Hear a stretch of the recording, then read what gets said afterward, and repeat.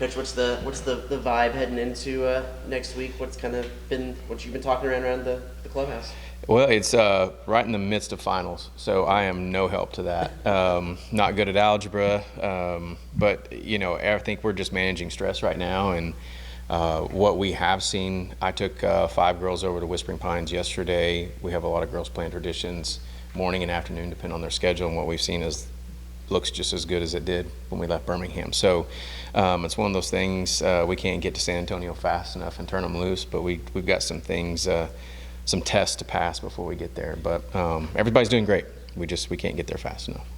How different does the preparation for a regional look like? Obviously you said finals, but versus preparing for just a tournament, for instance, the SEC tournament? Yeah, it's interesting because it's, more than likely, well, next year we host one, right? So we'll be very familiar with our regional site. More than likely, you might not have competed there, so you're just trying to gather information. There was a thought that we might go to Indiana, so we were trying to find a place to practice a day or two before that would match topography, trying to get in the climate, get adjusted earlier. If you're switching time zones, just stuff like that you're trying to maybe expedite and get there quicker, because it is one of the most important weeks of the year. But with San Antonio, it was great because it's same grass, same climate, same everything. So less anxiety from the coaching staff. But you have about, what was it, a week and a half since it was announced. Normally that's about the turnaround time for us to go from one tournament to the next. So we're in the gym regular basis. Practice has been the same. It's just really managing their test schedule. What goes into scouting a course? How do you, for a person who's not necessarily in your office, what does that look like? Google Maps, people familiar with playing there, just relying on a lot of relationships if it's somewhere that's not in your locale. And that's really it. The good thing for us, we've got a really good team that, I trust them anywhere to go play.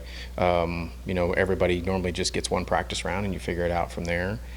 But those are just, I would just say, yeah, just the relationships that you've known if it's some place you're not familiar with, to try and gain a little insight on. With TPC San Antonio being close, how much time, if any, will you be allowed to be on the course? 0. Once it was announced, that was it. Couldn't go on property. We had the 12th Man Foundation summer meeting was there this summer, and Zoe played with the group.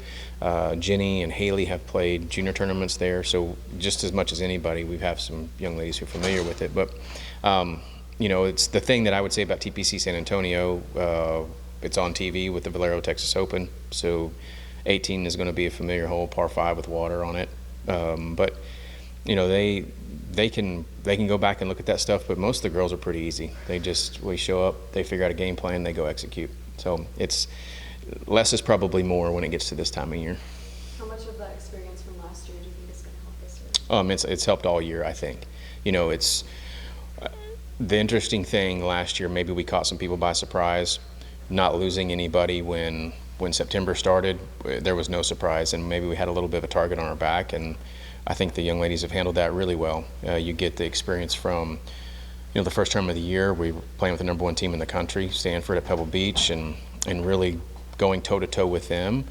Then you turn around and we defend at home. We haven't played the Mo in forever, and them handling that, then going to Eastlake and playing well. So they've really handled everything that we've thrown at them from trying to get them ready at this point. Do you anticipate that could help in a situation where however they start off? Yeah. But there's not like sort of they're expected to finish first, and anything else is kind of on the bubble, and confidence starts to weird. For sure, that's it's if I were to create something that maybe is not there from a coaching standpoint, we've never had a #1 next to our name. And how do you go in handling that? Are we supposed to win? Well, you're not supposed to win. Probably supposed to advance. But we didn't start well at SECs, and we were towards the bottom. And that's what I like about my bunch. I don't think they really pay much attention to that. I think as coaches, it's on your radar. I think we pay attention to how they show up, how they get out of the van, how they prepare. If there's anxiety, we try and calm that and then turn them loose. There's going to be, I think the big thing is there's going to be a lot of maroon there. And I think that'll be a good, healthy distraction of anything else that you could create that doesn't affect performance. Talking to some of the girls after SEC, said they basically took kind of a week off, or at least a light week, and the week after, I don't know if it'd be this week, start to pick it up a little bit more. How do you feel like they've kind of gotten back into the swing of things? I think great. It's, if you look at really almost, you could say we have a fall, a spring, the SEC week, then we have regionals and nationals. So I think they've managed it really well. We were off both weekends. Some of them went home, and that was probably healthy for everybody because SEC was very stressful. It feels like we were around each other 24/7. So when you have a bunch like this, that's the best thing we can do is help them manage it. You know, we're really not changing golf swings. We're not introducing anything new. It's just really trying to manage rest, energy once we go compete. What's the game plan for throwing out a first pitch? Well, you know, I didn't want to get Schloss dirty because he's like me. I don't think he likes dirt on his uniform, or you know, I'm pretty clean when I go to the golf course. So that was when he told me he would catch me. I felt more nervous because I didn't want to get him dirty diving for one across home plate. But he called a fastball. I threw a change up, and it just kind of barely got over the plate right in his lap. So I felt like it was a win for both people. All right. Thank y'all.